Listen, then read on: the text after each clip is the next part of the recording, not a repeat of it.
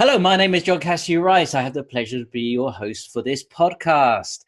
I'm very excited. I've got a special guest called Ali Knowles, who is a therapist with a lot of passion and a background in various different disciplines. And she's come to share her knowledge with us. So welcome, Ali.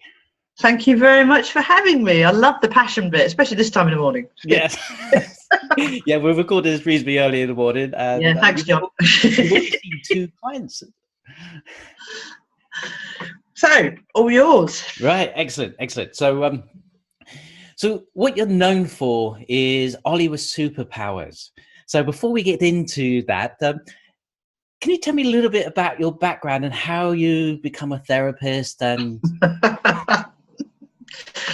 well, in a nutshell, I was made redundant. That's right. The honest truth. For many, many years, I worked in demolition companies. Nothing to do with therapy, although arguably there's something therapeutic about knocking buildings down. I would agree. I miss it. And the reason that I was doing that was I left school with not a lot of education through dyslexia, through lack of self-worth, all those things. Yeah. But I was able to communicate. And so I found a sales job and built my way up.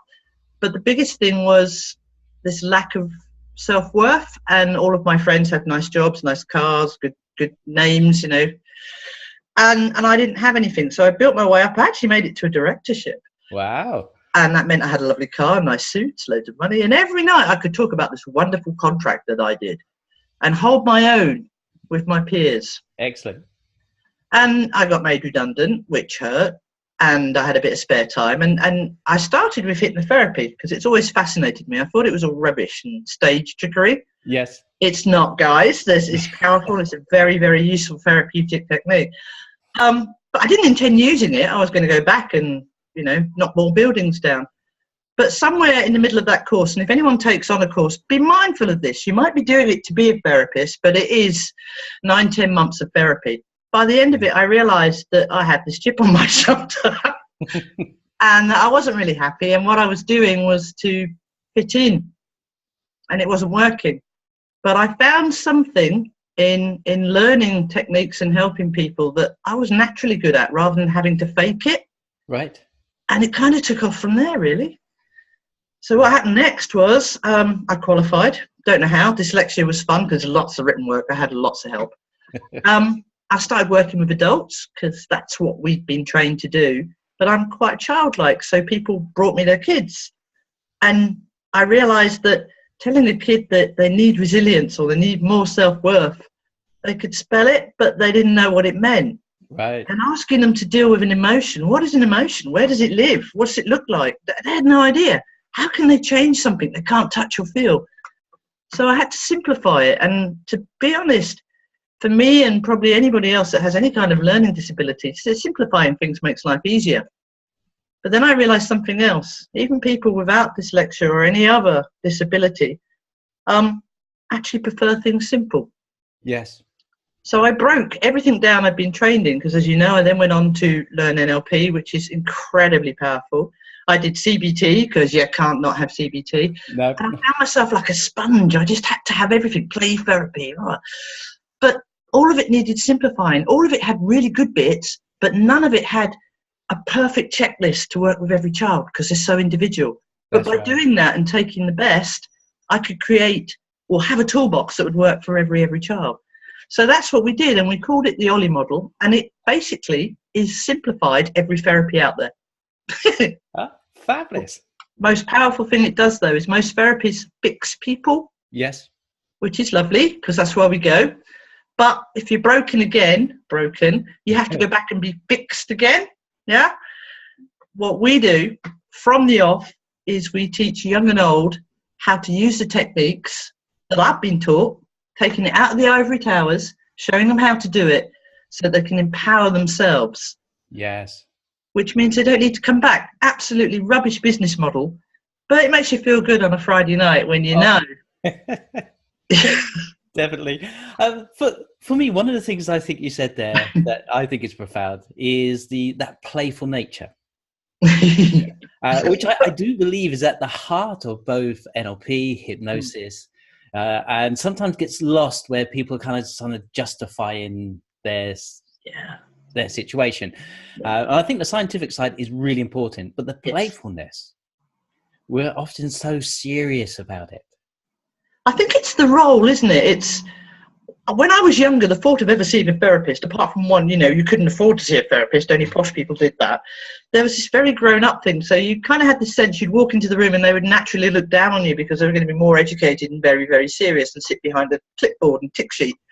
But from the beginning of time, we have learnt from stories and play. So why reinvent the wheel?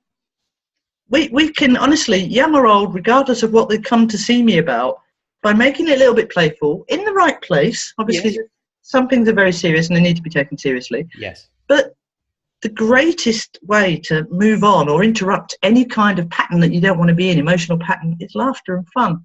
It is. So I do use it a lot. But when I'm training other therapists, they try and copy that. And if it's not instinctive to them, it's false. So I think going on from making it fun, the key thing as a therapist, a teacher, parent, be you. Don't be someone in a suit with a posh car trying to fit in. Be you. Yeah. No, I'd agree with that, because if you've ever read any books about the science of comedy, for example, it's the driest books you'll ever read. Yeah, they are. Yeah. But it works. So if you've got let's say a child come to see you, then they've got some serious things going on in their lives. Yeah. So could you give us some sort of insight, without giving any details away, of how the Ollie process would work with somebody? Maybe they come to see you for the first time. Okay, and this is just between you and me, isn't it? Oh, okay. It is, yes. And, and all the people listening. Okay.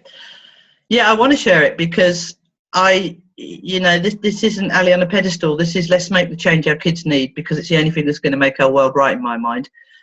Normally, when you go to a therapist, they make the issue, or you make the issue about you. And certainly with children, they'll come in and I'll say, what's wrong? Yes. And they'll say, I'm angry.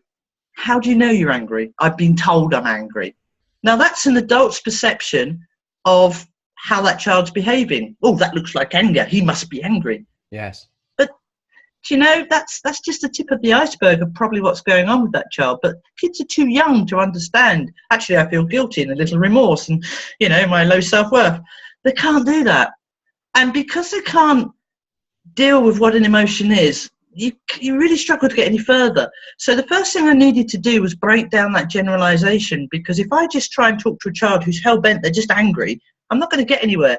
No. And pure by play and chance, because it amused me one day just to do it, because that's kind of how it works with me. What I did with this one lad who was angry, I just said, how do you know you're angry?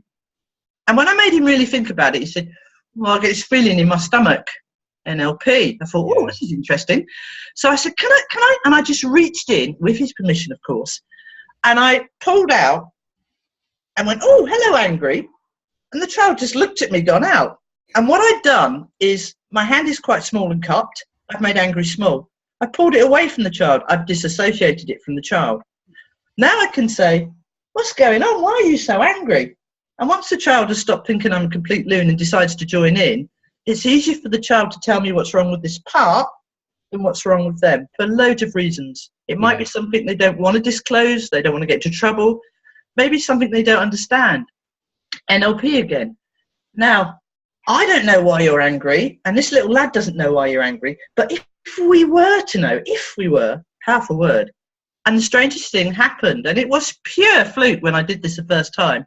The little lad said, he's angry because he's got a new baby brother and everyone loves him more. Bang. Now, with CBT and every other therapy I'd done, that would have taken months if I could have got anywhere near it. But then you can take it a stage further, because what I could do at that point is go back to old school and say, right, what you need to do, young man, is grow some self-worth and some resilience and get over yourself, baby brother. But what I did was say, that's a biggie, isn't it? And I just turned to the lad and said, how can we make him feel better about that? What do you think? By doing that, the child had to consider the option that it could be made better, and he went inside and thought about it. And he then told me what would make him feel better about having this baby brother. Yes. He solved his own problem. Bang. Yeah, such a powerful way that it's amazing how much resource and people have their own answers. and giving them that space to find it. And I think it's a trap that lots of therapists fall into, and I'm sure you've seen it as well, as it being the trainer that you are, that we can't help but give our own opinion or predict what's going on in that person's world. Well, yes. I'll give you a classic example. This young lass was brought to me, really, really upset, crying all the time. And Mum said, "This is my fault. Mum, me and Dad have split up. He's moved away. She's distraught. She's missing him." This is when I actually did the part thing and pulled it out. She said, "Actually, I am sad Dad's gone, and I'm sad Mum and Dad have split up. But the thing that's really hurting me is I've just made the hockey team. And without Dad, we haven't got a car and I can't get there." Oh, yeah. But she didn't want to tell Mum because that sounded really selfish. But in a child's mind, that's all that mattered. Yeah, it's so important. Those little things. I thought it was class. Hockey, mate.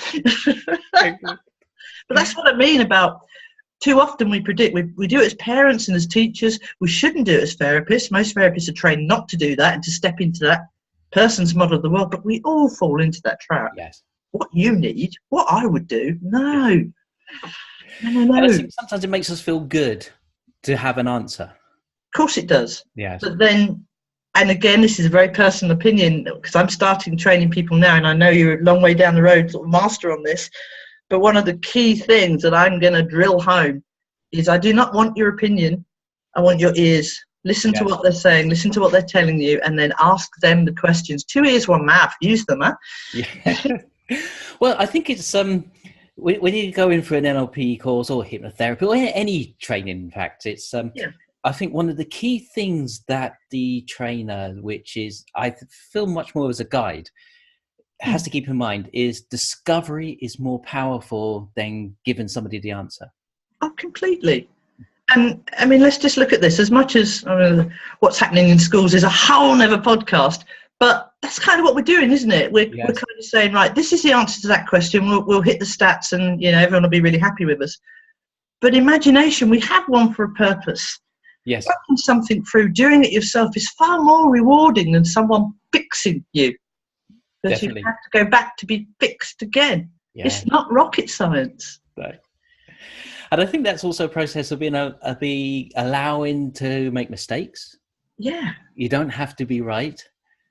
And that's all. I think that's a massive, massive part of it. I as you know, I've written a couple of books about Ollie to work with schools and parents. And when I started writing, I said, I don't know what to write. I'm going to get it wrong. And this lovely lady said, well, you have to start getting it wrong before you can ever get it right. So just get something down on the page. That will be wrong. And only from that will you know it's wrong and get it right. Yes. Completely threw me, but so right. Yeah. I asked a writer, so what's the secret of writing? And they did say the secret of writing is to write badly. Yeah, completely. Because how can you ever get it right unless you get it wrong? Yeah. Fabulous. So it sounds like you use a lot of metaphors and stories as well. Yeah, and again, that's just instinctive in me. But by default, everything I do is by default. Some people are lovely and say, "Oh, well done, Ali." No, not at all. It's just complete default. We've learned from the beginning of time, cavemen, drawings on walls, pictures, storybooks, sitting around a campfire. That's how we used to learn. Yeah. Metaphors, stories. It's so powerful and it's engaging. Definitely. Oh, definitely. To use your imagination. Well, I suppose the tie between hypnotherapy and NLP would be Milton Erickson. Yes, and no. Yeah. I remember when I first started down this road and all these great names, the giants whose shoulders we stand on. Oh, yes. And again, I'd sit there listening, and depending on who's training you, they'd have their favourite and why, and you know how important he is. And I'd go, yeah, get that, like that. But then you had people like Mr. Bandler. Oh, yes. And I remember everybody in my course went, no, because of his style and his technique, which is interesting. But his style and technique I could relate to more because it was earthy, it was natural, it was, well, it perceived to be. It engaged with more people. It allowed more people to feel that they could actually even take part in this conversation. So I think with the giants, all of them brought something magnificent, but it's definitely what works for you. Yes. And for me, it comes back to one of the things I like about Richard Bandler and John Grinder as well is their humour and fun to what they do. if you go into any classroom, and I witness it most days now, and you can have the best teacher in the world, and they're stood at the front, and they're dictating or preaching in a very same voice, and you will listen and learn. And then you have the history teacher that comes in and says, yeah, and what happened was, when the fires were going off, everybody had to run, and it was really... Which one are you going to remember? Which one is going to ignite your imagination, and which one are you going to learn from? With our teacher, we remember, and why. Excellent.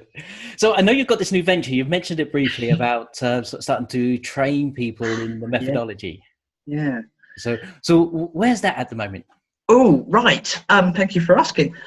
We actually launched, and I'm very, very scared, but in a really good way, in a week's time. It's been a while coming. Yes. And what was happening was, in the beginning, I just sought out other therapists that had NLP backgrounds to teach them the Ollie model. Okay. Because it was growing, schools wanted it, we didn't have enough therapists. And that works well, but a lot of these guys are then set in their ways with the training that they've had and that they're comfortable with. And we all do it. You can be taught 10 techniques, but we've got a favourite we're going to use every time. And it was really good. We found some fantastic therapists on that route. But we do a lot of talks in schools and for parents groups just to introduce the idea, because I want everyone speaking Ollie, not just the kids, so the kids can use it. And I had parents coming up and saying, I'd love to do this, but, I haven't got a degree. I don't have it. I was thinking, that's me. I'd love to do this, but I don't have a degree. So I decided, you know what? Why don't we open a school, an Ollie school, that the background and I guess the backbone of it is NLP, which is pretty much what Ollie is, although there's other things in there. Oh, yeah, definitely. But we thread Ollie all the way through it. So at the end, anybody can go from whatever their day job is now. And I've got everything. I've got police officers, teachers, mums, dads. I've got a trucker. I'm so proud of my trucker. And at the end of it, they're going to have their NLP certification and there'll be an Ollie coach. And the way that we've gone about this and the way that I've chosen who's joined us, because we haven't gone for bums on seats at all. We're looking for a small group so that we can give them everything they need. And it's I can teach you how, but you have to have the why. And when I've been interviewing people to join us, if they haven't got the why, and as selfish as it is, it doesn't hit a heartstring in me because I know what I envisage Ollie to be. Oh, absolutely. And that's how we pick people. And we've found some amazing people that we're going to have coaches in less than a year's time, because we call ourselves coaches, not therapists, to get rid of that label for kids that nobody's seen before. Right. They're a whole new breed of down to earth. I'm not going to fix you. Let me support you, grow you, and empower you. What a lovely idea. Oh, fabulous. It sounds very exciting. So if I'm listening to this podcast and I sort of would like to find out more, where would I need to go to find out about the trainings, about Ollie? Okay, we have a webpage, and that's www. Have to be careful, the dyslexia comes in, although I can't get that bit wrong. www.ollieandhissuperpowers.com. And if you go to that site, there's all of our contact details. There's details about the Ollie School, but also about if you're already a therapist, we do a slightly shorter training course that might be of more interest.